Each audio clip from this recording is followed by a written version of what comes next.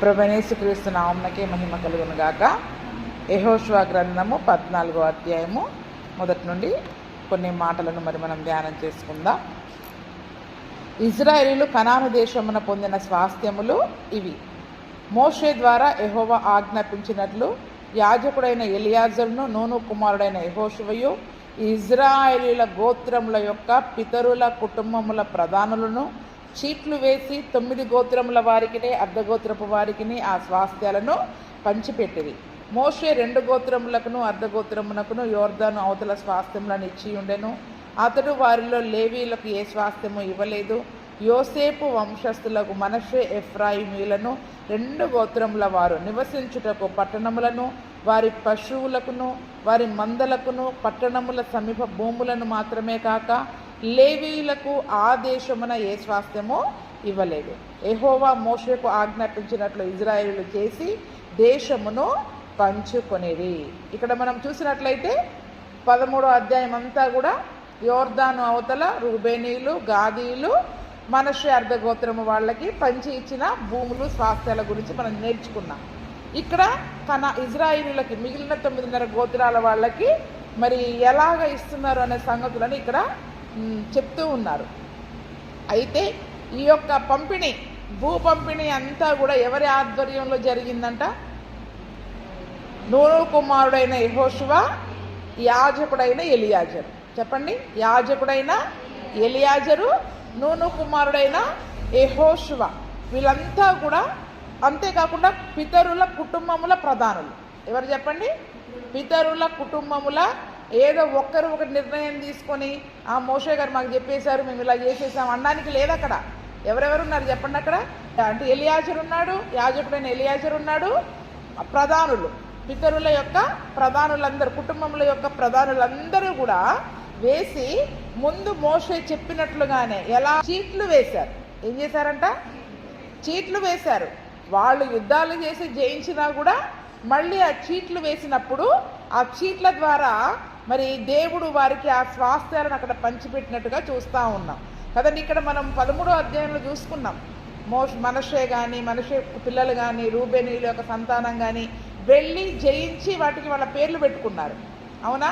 అంటే చూడండి, వాళ్ళు ఆల్రెడీ పేర్లు పెట్టేసుకున్నా కూడా చీట్లు వేసేటప్పుడు మళ్ళీ కరెక్ట్గా ఆ చీటి ఎక్కడ పడాలి చెప్పండి. ఇప్పుడు వాళ్ళు పొందుకున్న దాని మీదనే పడాలా కదా. అందుకని చూడండి, చీట్లు ఒడిలో వేయబడును. అవి నిర్ణయించేది ఎవరి వశంలో ఉంది? యెహోవా వశంలో ఉందని మనం సామెతల గ్రంథంలో చదువుకున్నాం. అంటే మరి ఆల్రెడీ పంపిణీ అయిన ప్రకారముగా కూడా దేవుడు వారికి నిర్ణయించినట్లుగా, మోషేకి చెప్పినట్టుగా చీట్లు వేసి ఆ పద్ధతుల ప్రకారం. అందుకని మోషే ద్వారా దేవుడు ముందే చెప్పాడు, ఆ పంపిణీ చేసేటప్పుడు ఒక్కరిగా చేయడానికి వీలు లేదు. కుటుంబముల ప్రధానులందరూ ఉండాలి, యాజకుడైన ఎలియాజరు ఉండాలి, నూను కుమారుడైన యెహోషువ నాయకుడిగా ఉండి వారందరి ఆధ్వర్యంలో ఇవన్నీ ఇచ్చినట్టుగా మనం చూస్తూ ఉన్నాం. ఇదే మాట చూడండి, సంఖ్యాకాండం 34:17 నుండి.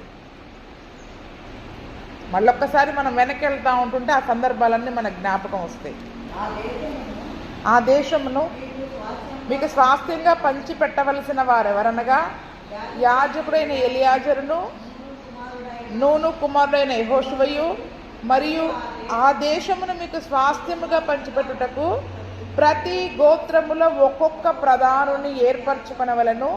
వారెవరనగా అని ప్రతి గోత్రములో ఉన్న గోత్ర పెద్దల పేర్లన్నీ కూడా అక్కడ 29వ వచనం వరకు ఇచ్చారు.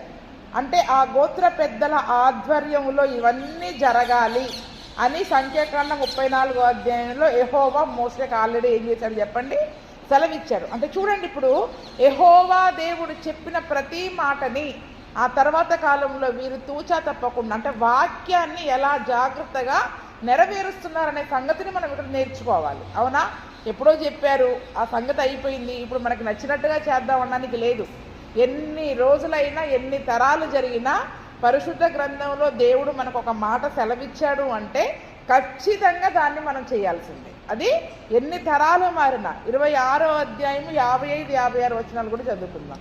అదే సంఖ్యాకాండము 26, 55, 56. చీట్లు వేసి ఆ భూమిని పంచిపెట్టవలను. వారు తమ తమ పితరుల గోత్రముల జనసంఖ్య చొప్పున స్వాస్థ్యమును పొందవలను. ఎక్కువ మందికి ఏమి తక్కువ మందికి ఏమి చీట్లు వేసి ఎవరి స్వాస్థ్యమును వారికి పంచి పెట్టవలను. అంటే ఎవరి ఆధ్వర్యంలో జరగాలని చెప్పారు, ఎలా పంచాలనేది కూడా చెప్పారు. ఎలా పంచాలి ఇక్కడ అంటే ఆల్రెడీ ముందుగానే సంఖ్యాకాండంలో ఇవన్నీ మనం నేర్చుకున్నాం. చీట్లు వేసి మీరు భూమిని పంచి పెట్టాలి, గోత్రముల జనసంఖ్య చొప్పున స్వాస్థ్యాన్ని పంచి పెట్టాలి. ఎక్కువ మందికి ఎక్కువ స్వాస్థ్యము, తక్కువ మందికి తక్కువ స్వాస్థ్యము, వారి స్వాస్థ్యాన్ని వారికి మరి మీరు పంచి పెట్టాలి. సామెతలు 18:18లో ఉంటుంది ఆ చీట్లు ఎట్లా వేస్తాం అనేది కూడా. చీట్లు వేయుట చేత వివాదములు మారును, అది పరాక్రమశాలులను సమాధానపరచును. చూడండి ఇక్కడ అందరూ కూడా యుద్ధ వీరులే ఉన్నారు, అవునా కదా, గోత్ర ప్రధానులు. ఇప్పుడు మరి మేము ఇంత కష్టపడ్డాం అని అక్కడ ఎన్ని గొడవలు రావాలి చెప్పండి. భూ పంపిణీలలో మేము ఇంత కష్టపడ్డాం ఈ ప్రాంతంలో అని ఎవరికి వారు మేము ఎక్కువ యుద్ధం చేసాం మాకు అంత కావాలి ఇంత కావాలి అని ఎవరో ఒకరు సైలెంట్గా ఉంటారా? ఎవరు ఉండరు. అంటే భూ పంపిణీ దగ్గర చిన్న విషయాలు ప్రతి ఒక్కరి దగ్గర ఏదో ఒక సమస్య వస్తుంది. ఇప్పుడు అన్ని లక్షల మందికి భూమి 12 గోత్రాలకి భూమి పంచిపెట్టాలి అంటే అసలు ఎన్ని సమస్యలు అక్కడ వచ్చి ఉంటాయి. అయితే ఆ సమస్యలన్నీ పోవునట్లు దేవుడే ఏం చేశాడు చెప్పండి, పరాక్రమశాలులను సమాధానపరిచే విధముగా చీటీ వేశారు. ఆ చీటీ వేయడం ద్వారా ఇంకా 16:33 చదవండి, అదే సామెతలు 16:33. చీట్లు ఒడిలో వేయబడును, వాటి వలన తీర్పు యెహోవా వశము. ఇప్పుడు తీర్పు ఎవరు తీర్చారు? చీట్లు వీళ్ళు వేశారు. తీర్పు ఎవరి వల్ల వచ్చింది? అది యెహోవా. కాబట్టి దేవుడే తీర్పు తీర్చేవాడుగా ఉన్నాడు. కాబట్టి ఇంక అక్కడ ఎవ్వరూ మాట్లాడడానికి అవకాశం లేదు. ఏం మాట్లాడడానికి లేదు. ఇంకా చీటీ పడ్డాక ఇంకా నాకు అది కావాలి ఇది కావాలి అది ఎలా కుదురుతుంది, మరి మేము ఇలా చేశాం కదా, అసలు ఇంకొక మాట మాట్లాడే పనే లేదు. చీటీ ఎప్పుడైతే వేసేసారో మ్యాప్ ఉంటుంది, ఆ మ్యాప్ ముందు మరి వాళ్ళు ఆ యొక్క చీట్లు వేసినప్పుడు ఎక్కడైతే ఆ యొక్క చీటీ పడుతూ ఉందో దాన్ని పట్టుకొని ఇంకా వాళ్ళు అక్కడ ఆ భూమిని పంచినట్టుగా మనం చూస్తా ఉన్నాం. అంటే ప్రతి మాటను కూడా దేవుడు ఏం తెలియజేశాడు చెప్పండి, ముందుగానే తెలియజేశాడు. ఎలా పంచాలి, ఎవరి ఆధ్వర్యంలో పంచాలి, ఎలా పంచాలి, ఆ చీట్లు వేసి ఎలా పంచాలి.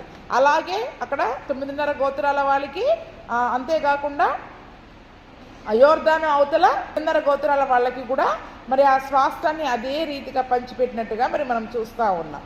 అంతేకాకుండా ఇప్పుడు యోసేపు వంశస్థులకు మనష్షే, ఎఫ్రాయిమీయులు వీళ్ళు 2 గోత్రాల వాళ్ళు. వీళ్ళకు కూడా ఏం చేశారు, నివసించడానికి పట్టణాలను, వారి పశువులను, వారి మందలకు, పట్టణముల సమీప భూములను మాత్రమే కాక లేవీయులకు కూడా ఆ దేశంలో ఏ స్వాస్థ్యము ఇవ్వలేదు. ఎందుకంటే మనష్షే, ఎఫ్రాయిమీయులకు ఇచ్చారు, వీళ్ళకి మాత్రం అక్కడ స్వాస్థ్యం ఇవ్వలేదు అని చెప్తూ ఉన్నారు. ఇదే మాటని మనము మొదటి దినవృత్తాంతముల గ్రంథము 5వ అధ్యాయం 1-2 వచనాలు చదువుకుందాం.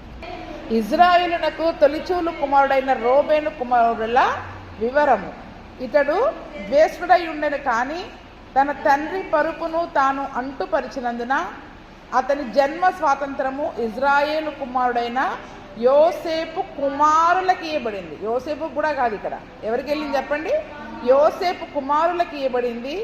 అయితే వంశావళిలో యోసేపు ద్వేష్టుడుగా దాఖలు చేయబడలేదు. యూద తన సహోదరుల కంటే హెచ్చినవాడాయను, అతని నుండి ప్రముఖుడు బయలువెడలను, అయినను జన్మ స్వాతంత్రము యోసేపు దాయను. ఇజ్రాయేలులలో కుటుంబంలో పెద్ద ఎవరైతే ఉంటుందో వాళ్ళకి 2 ఆస్తి వస్తుంది భాగంలో. ఎంత వస్తుంది చెప్పండి, 2 ఆస్తి భాగంలో వస్తుంది. నిజానికి ఎవరికి ఇవ్వాలి? ఇది రూబేనికి ఇవ్వాలి. ఇప్పుడు యోసేపు యొక్క పేరు పైన మనష్షే, ఎఫ్రాయిమీయులు వీళ్ళిద్దరికీ ఆస్తి అంటే 2 ఆస్తి వచ్చినట్టే కదా. ఇప్పుడు అక్కడ ఎందుకు 2 ఆస్తి ఇప్పుడు యోసేపుకి వెళ్ళింది అంటే దానికి కారణం ఇక్కడ చెప్తూ ఉన్నారనమాట. అందుకని అక్కడ మళ్ళీ రాయించారు, మనష్షేకి, ఎఫ్రాయిమీకు. మనష్షే కొద్దిమంది యోర్దాన్ అవతలు ఉన్నారు, కొద్దిమంది యోర్దాన్ యువతల భూమి తీసుకున్నారు. ఎఫ్రాయిమీకు అంటే ఇప్పుడు ఆ గోత్రముల ప్రధానులలో 12 మందిలో యోసేపుకి 2 భాగం వచ్చింది కదా, ఆస్తిలో 2 భాగం వచ్చింది. అదే దానికి రావడానికి కూడా కారణాన్ని కూడా పరిశుద్ధాత్మ దేవుడు చక్కగా ఇక్కడ రాయిస్తూ ఉన్నాడు. ఎందుకంటే రూబేను పెద్దోడే, కానీ తన యొక్క చిన్నమ్మతోటి మరి పాపం చేయడం వల్ల, అపవిత్రపరచడం వల్ల తన పరుపును ఏం చేశాడంటే జన్మ స్వతంత్రము ఇజ్రాయేలు కుమారుడైన యోసేపు కుమారులకు ఇవ్వబడ్డది. అందుకనే ఈ యొక్క మనష్షే, ఎఫ్రాయిము, యాకోబు ఏం చేస్తాడు, వీళ్ళని నేను దత్తత తీసుకుంటున్నాను, వీళ్ళు నా కుమారులు, రూబేను, షిమ్యోను, లేవి ఎలా నా కుమారులు, వీళ్ళు నా కుమారులు అని ఆ యొక్క జ్యేష్ఠత్వపు హక్కును ఎవరికి ఇచ్చాడు, మనష్షేకి, ఎఫ్రాయిముకి ఇచ్చాడు. అందుకే అంతకుముందు నేను ఎఫ్రాయిము గురించి చెప్పినప్పుడు అన్నారా, ఎఫ్రాయిము నా జ్యేష్ఠ కుమారుడా, నా ముద్దు బిడ్డ, నా జ్యేష్ఠ కుమారుడా అని ఎఫ్రాయిము గురించి అక్కడ దేవుడు మాట్లాడుతూ ఉంటాడు. అయితే మరి అక్కడ చరిత్ర గ్రంథాలలో మాత్రము పెద్దవాడి పేరు రూబేనే ఉంది. ఆ పుస్తకాలలో మాత్రము యోసేపు పేరు రాయలేదు జ్యేష్ఠుడిగా. అంటే శరీరానుసారంగా ఎవరైతే పుట్టారో దాన్నే ఉంచారు. అంటే అందుకనే శరీరానుసారముగా మనం ఏ రీతిగా ఉన్నా దేవుని దృష్టిలో మనం ఎలా కనపడాలి చెప్పండి, జ్యేష్ఠులంగా ఉండాలి. ఆ జ్యేష్ఠత్వపు హక్కును మనం పొందుకోవాలి.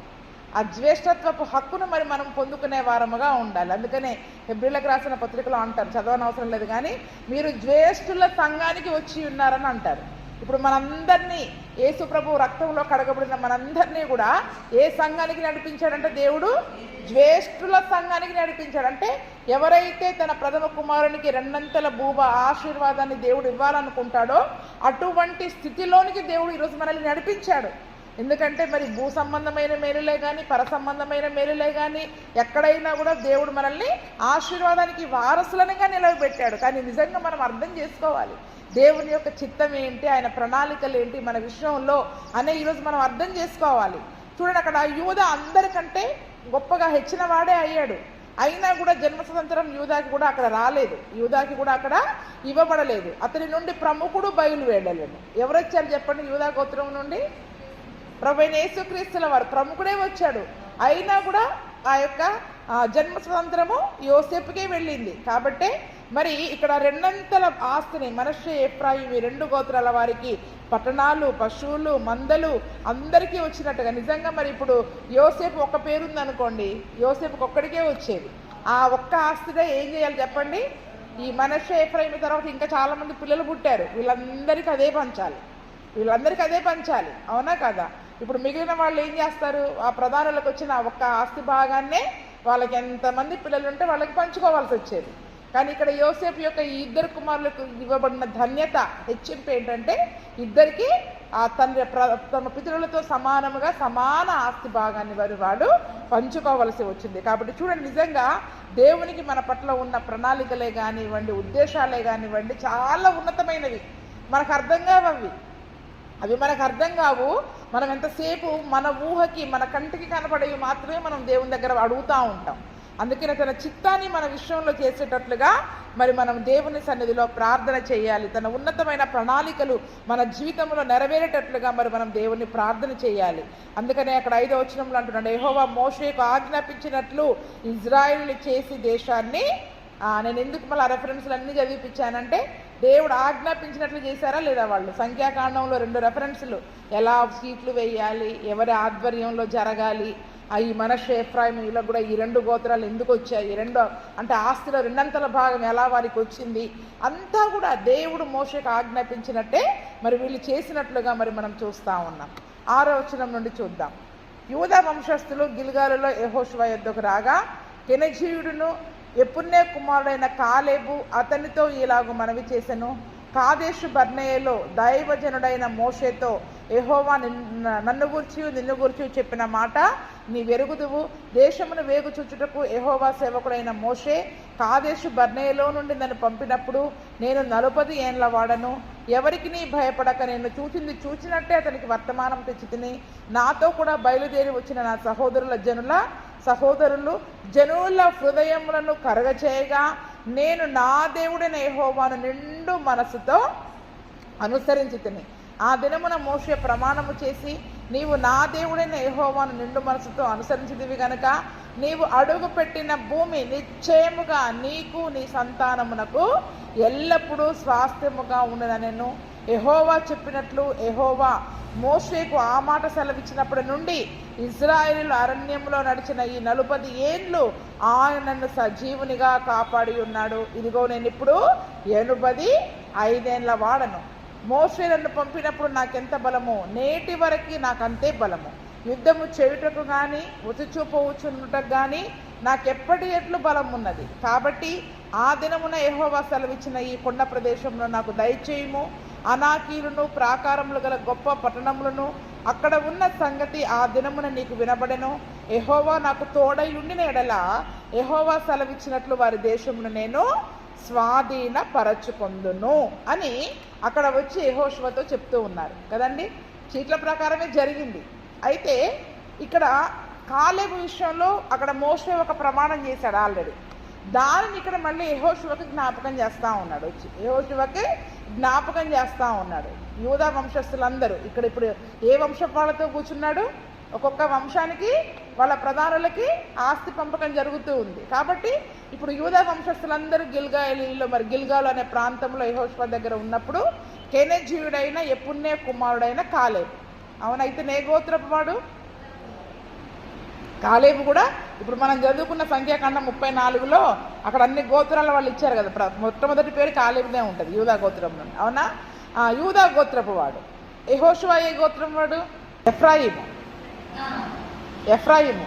షైరా గురించి చెప్పాను కదా, అది అక్కడ వస్తుంది. ఎఫ్రాయిము గోత్రం వాడు యెహోషువ. అలాగా యెహోషువ ఎఫ్రాయిము గోత్రము అంటే ఇప్పుడు ఎఫ్రాయిము గోత్రంలో అతనికి కూడా చక్కగా స్వాస్థ్యం వచ్చినట్టే కదా. అంటే చూడండి, నిజంగా దేవుని కొరకు మరి వాళ్ళు ఎలా అయితే నిలబడ్డారో వారు నిజంగానే అటువంటి స్వాస్థ్యాన్ని పొందుకున్నారా లేదా, అటువంటి ఆశీర్వాదాన్ని పొందుకున్నారు అక్కడ. ఇప్పుడు ఈ కాలేబు అంటున్నాడు ఏమని? కాదేశు బర్నేయ ప్రాంతము. కాదేశు బర్నేయ అనగానే గుర్తు రావాలి. అక్కడ ఏం జరిగింది? వేగులు పంపించారు. ఏం చేసి దేవుడు వాగ్దానం చేసిన దేశానికి వేగు చూడడానికి పంపించారు కదా. వేగు చూడడానికి వెళ్ళిన ప్రాంతం, వేగు చూసి వచ్చిన ప్రాంతం అన్నమాట. కాబట్టి ఇప్పుడు అక్కడ జరిగిన సంగతి ఏంటో ఒకసారి మళ్ళీ గుర్తు చేస్తూ ఉన్నాడు. అప్పుడు దైవజనుడైన మోషేతో యెహోవా నన్ను గూర్చి నిన్ను గూర్చి చెప్పిన మాట నీవెరుగుదువు. అంటే యెహోషువ గురించి కాలేబు గురించి ఇద్దరు గురించి దేవుడు ఏం సాక్ష్యం చెప్పాడు అది నీకు కూడా తెలుసు కదా యెహోషువ అని ఆ సంగతిని అక్కడ జ్ఞాపకం చేస్తూ ఉన్నాడు. అంటే అక్కడ వేగు చూడడానికి వెళ్ళిన వాళ్ళు, వేగు చూసిన సమయం వేగు చూడడానికి వెళ్ళినప్పుడు ఎంత వయసు ఉందంట కాలేబుకి? 40 ఏళ్ళ సంవత్సరం. ఎంత? 40 సంవత్సరాలు. ఎవ్వరికీ భయపడకుండా నేను చూసినట్లే ఏం చేశాను? వర్తమానం చెప్పా. కానీ మిగిలిన వాళ్ళు ఏం చేశారు? వాళ్ళు జనుల హృదయాలను కరుగజేసేశారు. ఎంతసేపటికి భయపెట్టే మాటలు. అమ్మో మనం జయించలేము, మనం వెళ్ళలేము, మనం పొందుకోలేము, మన వల్ల కాదు, మనకి చేత కాదు, ఈ భక్తి మనం చేయలేము, ఇంత కష్టమైన ఆజ్ఞలు మనం పాటించలేము, ఈ కట్టలు మనము చేయలేము. అంటే ఇప్పుడు మనం కూడా చాలామంది అంటారు, బాబో ఇంత కష్టంగా ఉంటే ఎలా చేయడం ఇలా చేయలేము. ఈ చేయలేము అనేది ఏంటి చెప్పండి? అక్కడ అవిశ్వాసానికి గుర్తు.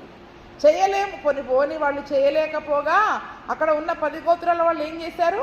అందరినీ భయపెట్టేసేసి జనుల హృదయాలను కరగజేసేసి మన వల్ల కాదు, మీరు పోలేరు, దాన్ని జయించలేరని మిగిలిన వాళ్ళను కూడా అక్కడ బలహీనపరిచారు. కానీ చూచినట్టు తప్పు లేకుండా ఎవరు చెప్పారు అక్కడ?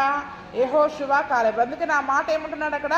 నేను భయపడకుండా చూసింది ఉన్నట్టు చెప్పా, కానీ బాబు నేను వెళ్ళలేము, జయించలేమనే బలహీనపరిచే మాటలు వీళ్ళ నోటి వెంట రాలేదు. మన కంటికి చూడొచ్చు, మన పరిస్థితులు ఎలాగున్నాయో మన కంటికి కనబడొచ్చు, కానీ జయించలేము, దాన్ని సాధించలేము అనే బలహీనపరిచే మాటలే కానీ అవిశ్వాసపు మాటలే కానీ మన నోటికి రావడానికి వీల్లేదు. మన వల్ల కాదు ప్రభువా, కానీ మీరు సహాయం చేస్తే నేను తప్పకుండా దాన్ని నేను జయించగలను అనే విశ్వాస సంబంధమైన మాటలే మనం మాట్లాడాలి. కాబట్టి ఆ దినమున వాళ్ళు అటువంటి అవిశ్వాసపు మాటలు మాట్లాడి బలహీనపరచడం వల్ల అక్కడ ఉన్న వాళ్ళందరూ అరణ్యంలోనే చనిపోయారు. ఆ చెడ్డ సమాచారం తెచ్చిన వాళ్ళు, బలహీనపరిచిన వాళ్ళు, వెనక్కి లాగిన వాళ్ళు, వాళ్ళ మాటలు విని ఏడ్చిన వాళ్ళందరూ కూడా ఏం చేశారు చెప్పండి? అక్కడే అరణ్యంలో చనిపోయారు. అయితే యెహోషువ కాలేబులు మాత్రము లేదు, మనము జయించగలము అని వాడు చెప్పారు. కాబట్టే ఆ దినమున మోషే ఏం చేశారు? నీవు నా దేవుడైన యెహోవాను నిండు మనసుతో అనుసరించితివి గనక నీవు అడుగుపెట్టిన భూమి నిశ్చయముగా నీకు నీ సంతానానికి ఎల్లప్పుడూ స్వాస్థ్యముగా ఉంటుంది. ఇంకా ఆ స్వాస్థ్యములో నీకు ఎటువంటి మార్పు ఉండదు అని అక్కడ మోషే ఆల్రెడీ అక్కడ ఆ యొక్క మాటను సెలవిచ్చారు. అందుకని ఆ యొక్క మాటల గురించి ఒకసారి మనం ధ్యానం చేసుకుందాం. సంఖ్యాకాండము 14:24.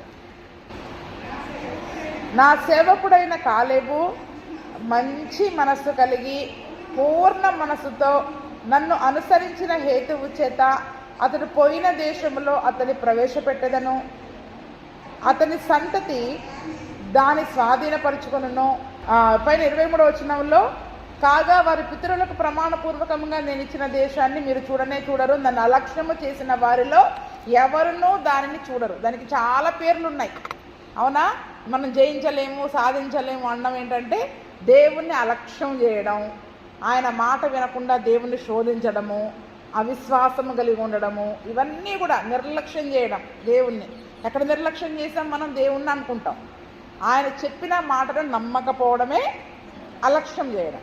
అక్కడ అలక్ష్యము అనే మాట ఉపయోగించారు. అంటే నిర్లక్ష్యము, అలక్ష్యము, లక్ష్య పెట్టకపోవడం. ఆయన ఒక వాగ్దానం ఉంది కదా ఇప్పుడు మనకి. ఏ వాగ్దానం ఉందా లేదా? కనానును మీకు ఇస్తాను అన్న వాగ్దానం ఉంది. ఆ వాగ్దానాన్ని నమ్మాలంతే.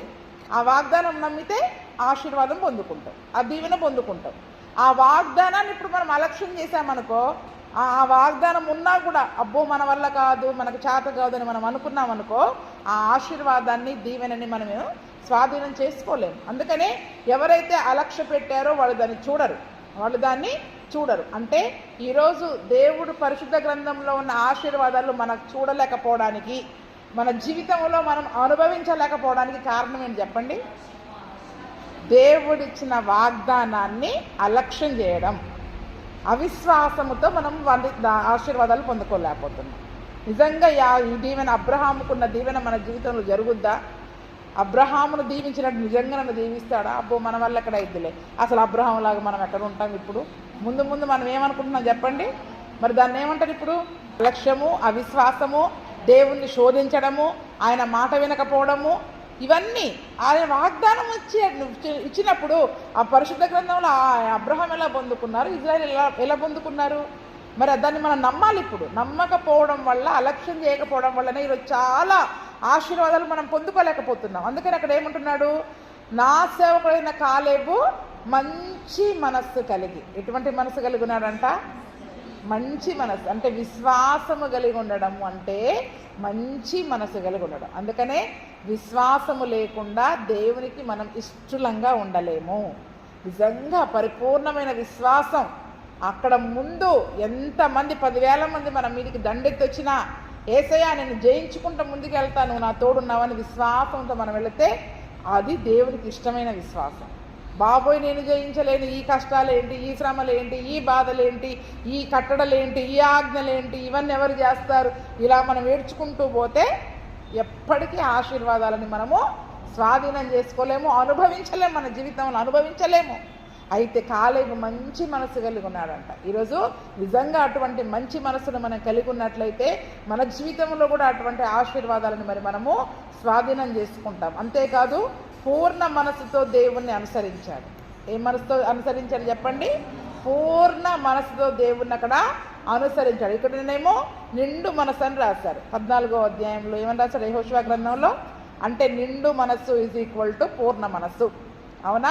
నిండుగా తన హృదయము నిండా విశ్వాసము కలిగి ఉన్నాడు. ఎక్కడ చిన్న అలక్ష్యానికి, అవిశ్వాసానికి చిన్న స్థలం కూడా ఇవ్వలేదు. అది కాలు పెట్టడానికి కూడా స్థలం ఇవ్వలేదు అక్కడ కాలేబు. ఈరోజు మన హృదయంలో కూడా అటువంటి నిండు మనసుతో, పూర్ణ మనసుతో దేవుని వాగ్దానాన్ని ఎత్తి పట్టుకొని మంచి మనసును కలిగి మరి అతను ఉన్నాడు కాబట్టే అతడు పోయిన దేశంలో నేను అతన్ని ప్రవేశపెడతా, అతని సంతతి దాన్ని స్వాధీనం చేసుకుంటుంది అని అక్కడ మోషే, యెహోవా దేవుడు మోషేకి చెప్పాడు. అదే మాట మోషే అక్కడ అందరి ముందు చెప్పాడు, బహిరంగంగా ఆ మాట చెప్పాడు. ఎవరైతే అలక్ష్యం చేశారో వాళ్ళెవ్వరూ నేను ఇవ్వబోతున్న కనాను చూడరు, అరణ్యంలోనే రాలిపోతారు కదండి. చూడండి ఇప్పుడు మరి అక్కడ అదే మాటని ఇక్కడ కాలేబు గారు ఏం చేశారు? గుర్తు చేశారు. నాకు ఎల్లప్పుడూ స్వాస్థ్యంగా ఉంటుంది, నా సంతానానికి స్వాస్థ్యంగా ఉంటుంది అని చెప్పారు కదా. కాబట్టి ఇప్పుడు మరి మీరు నాకు ఆ భూమిని ఇవ్వండి అని అక్కడ అడుగుతూ ఉన్నారు. అయితే ఇదే మాట ద్వితీయోపదేశకాండం 1:36 కూడా చూద్దాం. 35వ వచనం నుండి మనం చూసుకుంటే, నేను మీ పితరులకు ఇచ్చిదనని ప్రమాణం చేసిన ఈ మంచి దేశమును ఈ చెడ్డతరము వారిలో యెఫున్నె కుమారుడైన కాలేబు తప్ప మరి ఎవ్వరూ చూడడు. అతడు పూర్ణ మనసుతో యెహోవాను అనుసరించను గనక అతడు దానిని చూచును. అతడు అడుగుపెట్టిన దేశమును నేను అతనికి అతని సంతానమునకు ఇచ్చిదనని ప్రమాణము చేశాను. ప్రమాణం చేసేసాడు అక్కడ. అంటే ఒక వాగ్దానం, ప్రమాణం అంటే ఒక వాగ్దానము ఇచ్చేశాడు దేవుడు. కాబట్టి ఇప్పుడు ఆ సంగతిని పదే 2 సార్లు, అంటే ద్వితీయోపదేశకాండం 2వ తరంతో కూడా మళ్ళీ ఏం చేశాడు, మళ్ళీ మోషే మళ్ళీ 2వ తరంతో కూడా చెప్పాడు. కాబట్టి అక్కడ అందరి ముందు చూడండి, ఒక వాగ్దానం మనకున్నప్పుడు దాన్ని మనం అడగాలి. కొద్దిమందికి అడగడానికి చాలా నామోసి, ఏం అడుగుతానులే, వాళ్ళకి ఇష్టం ఉంటే ఇస్తారు చెప్పండి, లేకపోతే లేదు. మరి అక్కడ కాలేబలా అనుకొని ఉంటే మరి ఆ అక్కడ ఇచ్చిన మాట ఇక్కడ నెరవేరేదా? మాట ఉంది, నీకు ఇస్తానని మాట ఇచ్చాడు దేవుడు అక్కడ. ఎందుకంటే నువ్వు చేసిన మంచి పనిని బట్టి నిండు మనసుతో దేవుని అనుసరించావు, చూసినట్టు చెప్పావు, ఎవరిని భయపెట్టి అవిశ్వాసంలోనికి నడిపించకుండా విశ్వాసంతో నడిపించావు. కాబట్టి నేను ఒక మాట ఇచ్చాడు. అయితే ఆ మాటను ఎత్తిపట్టుకొని, ఆ వాగ్దానాన్ని ఇచ్చిన మాట, ఆ వాగ్దానాన్ని ఎత్తిపట్టుకొని ఇక్కడ యెహోషువ దగ్గరికి వచ్చాడు కాలేబు. ఇప్పుడు దేవుడు ఆల్రెడీ ఇచ్చాడు ఆ సంగతి నీకు కూడా. అది వాళ్ళిద్దరి విషయంలో జరిగిందే కదా, వాళ్ళిద్దరికే జరిగింది. కాబట్టి ఆ సంగతిని అక్కడ మళ్ళీ వచ్చి చెప్తూ ఉన్నప్పుడు ఆ యొక్క సంగతిని అక్కడ తెలియజేస్తూ ఉన్నాడు అనమాట. మత్తయి సువార్త 22:37 కూడా చదువుకుందాం. 36 నుండి చదువు పైన. బోధకుడా, ధర్మశాస్త్రంలో ముఖ్యమైన ఆజ్ఞ ఏదని అడిగాను. అందుకైనా నీ పూర్ణ హృదయముతో, నీ పూర్ణాత్మతో, నీ పూర్ణ మనసుతో నీ దేవుడైన ప్రభువును ప్రేమింపవలనన్నదియే ఇది ముఖ్యమైనదియు మొదటిదియు.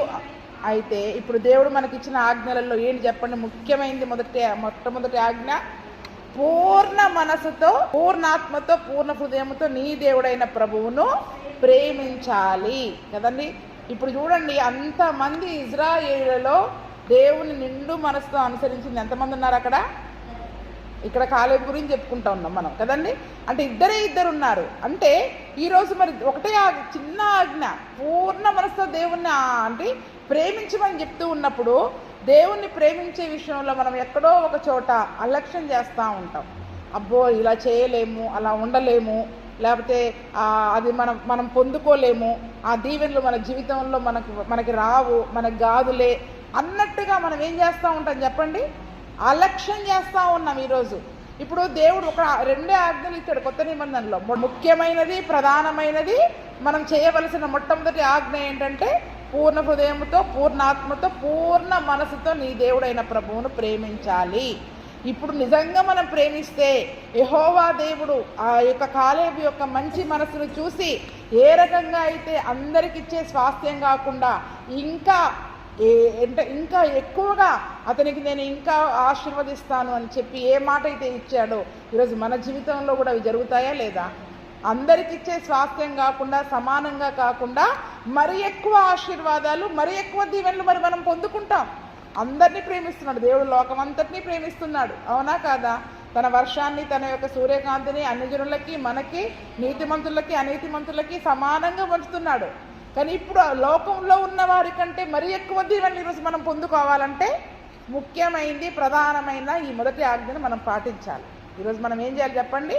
ముఖ్యమైనది, ప్రధానమైన ఆజ్ఞ నీ పూర్ణ మనసుతో, పూర్ణాత్మతో, పూర్ణ హృదయంతో దేవుణ్ణి ప్రేమించాలి. ఆ ఒక్క ఆజ్ఞలోనే మనం చాలా మంది తప్పిపోతూ ఉన్నాం. ఎందుకంటే ఇక్కడ దాన్ని అలక్ష్యం చేయడం అంటే ఏంటి చెప్పండి? ఇప్పుడు నమ్మకపోవడం, దేవుడిచ్చిన కనాను ఇస్తా అన్న వాగ్దానం నమ్మకపోవడం.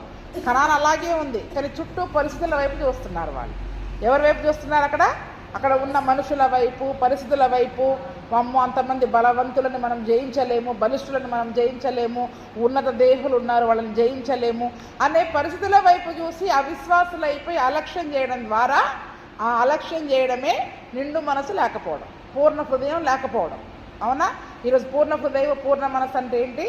సంపూర్ణంగా దేవుని మనం ఆనుకోవాలి, నమ్మాలి అంతే. అసలు ఇక ఎక్కడ చిన్న అనుమానానికి కానీ, అవిశ్వాసానికి కానీ మన హృదయంలో స్థలం ఇవ్వడానికి లేదు. తరిమేయాలి, నీకు స్థలం లేదు నా హృదయంలో. అసలు అపనమ్మకానికి స్థలం ఉండొద్దు. అపనమ్మకము, అవిశ్వాసము, అలక్ష్యము, నిర్లక్ష్యము ఏం కాదులే అనుకోవడము, ఇవన్నీ మన హృదయంలో స్థలం ఇస్తే పూర్ణ హృదయం లేనట్టు. వాటన్నిటిని తరిమేసి నిండు మనసుతో పూర్ణ హృదయంతో మనం కనుక దేవుణ్ణి ఆరాధించినట్లయితే, ఈరోజు కాలేబు విషయంలో దేవుడు ఏ మాట అయితే ఆ దినమున మోషేకు దయచేశాడో, నీకే కాదు నీకు నీ సంతానానికి, ఏం చెప్పండి ఇప్పుడు ఇక్కడ, నీకు నీ సంతానానికి నువ్వు అడిగిందల్లా ఇస్తా, నువ్వు అడుగుపెట్టిందల్లా నేను భూమిని ఇచ్చేయంగా నేను ఇస్తాను అని అక్కడ దేవుడు అక్కడ వాగ్దానం చేశాడు. ఆ మాటను పట్టుకొని మరి నిజంగా ఈ దినమున అతను యెహోషువ దగ్గరకు వచ్చి అడుగుతున్నాడు. ఆ దినమున మరి మన ఇద్దరము అంటే చూసినట్లు చెప్పాము. మరి యెహోవా దేవుడు మోషే ద్వారా ఈ మాట ఇచ్చాడు కదా, కాబట్టి ఈరోజు ఈ యొక్క సంగతిని మరి నా జీవితంలో ఈరోజు నువ్వు జరిగించు అని యెహోషువతో ఆ మాటను చెప్తూ ఉన్నాడు. కాబట్టి ఈరోజు మరి మనము కూడా పూర్ణ హృదయంతో దేవుణ్ణి అనుసరించి దేవుని దగ్గర మనం ధైర్యంగా అడగడానికి హక్కు ఉంటుంది మనకప్పుడు. అయ్యా అందరికంటే ఎక్కువగా నన్ను దీవిస్తా అన్నావు కదా, కాబట్టి మరి కాలేబు వలె నేను నిండు మనసుతో నిన్ను ఆరాధిస్తూ ఉన్నా, నిన్ను ప్రేమిస్తూ ఉన్నాను, కాబట్టి అటువంటి రెండంతల దీవెనను ఈరోజు నువ్వు నా జీవితంలో దయచేయి అని ఈరోజు మనం అడగడానికి కావలసిన ధైర్యమే కానివ్వండి, విశ్వాసమే కానివ్వండి, ఈరోజు మనం పొందుకుంటాం. అటువంటి కృప ప్రభువైన యేసుక్రీస్తు మనకందరికీ దయచేయునుగాక.